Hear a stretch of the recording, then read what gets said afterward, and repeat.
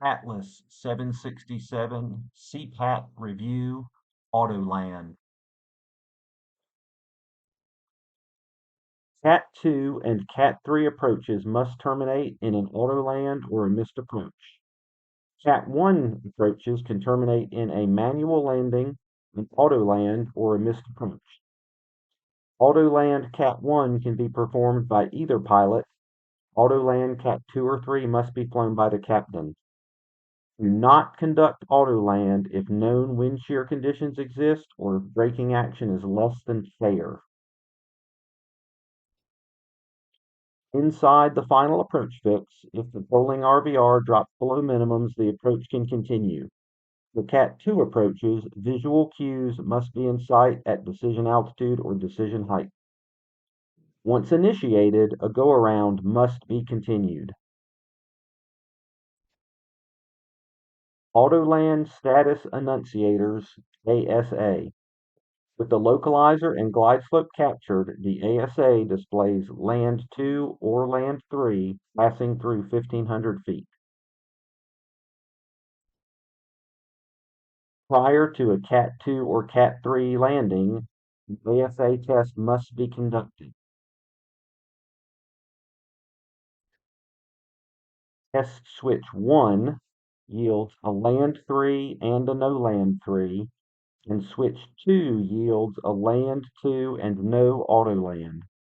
ASA for a Cat 3 approach must indicate Land 3. For Cat 2 approaches, it can indicate Land 3 or Land 2. A Land 3 indication represents fail operational. A single fault will not prevent auto land and rollout. All three autopilots and associated systems are operating normally. Land 2 is fail passive. A single fault will not cause a significant deviation from the flight path. At least two autopilots and associated systems are operating normally. Land 2 or Land 3 can remain after loss of localizer or glide slope.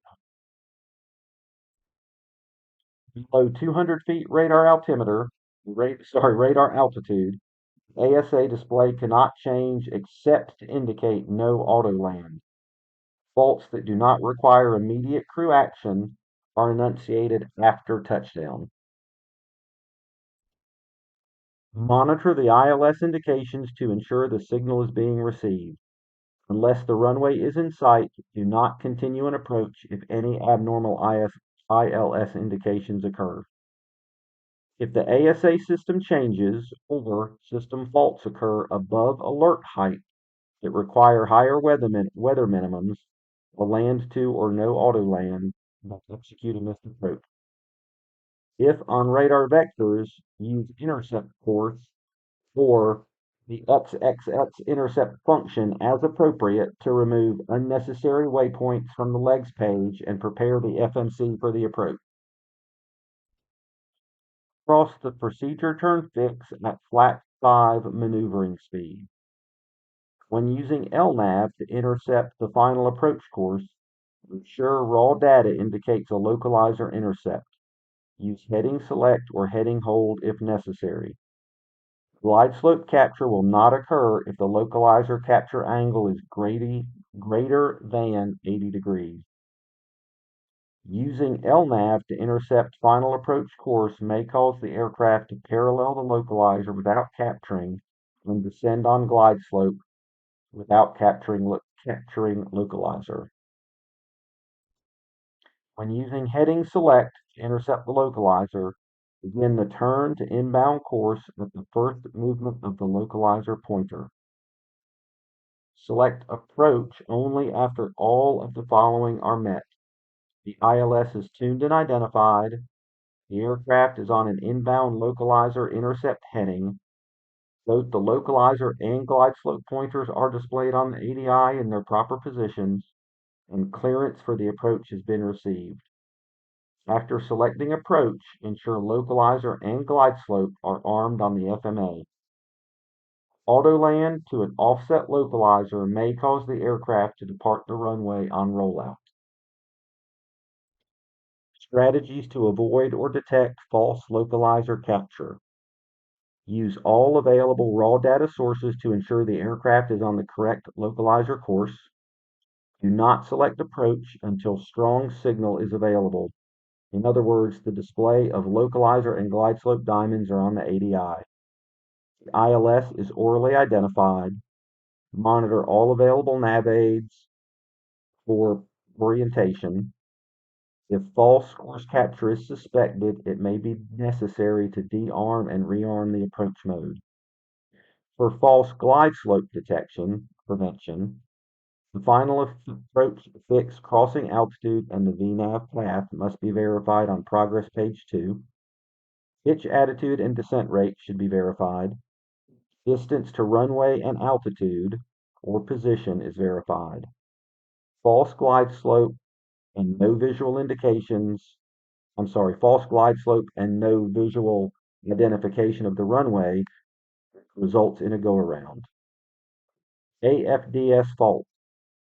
Above the decision altitude or decision height or alert height, most prudent action is to discontinue the approach and evaluate.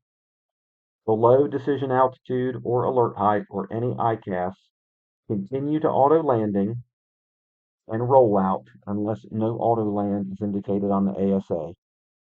For faults with auto throttle or auto brakes, follow through with manual control.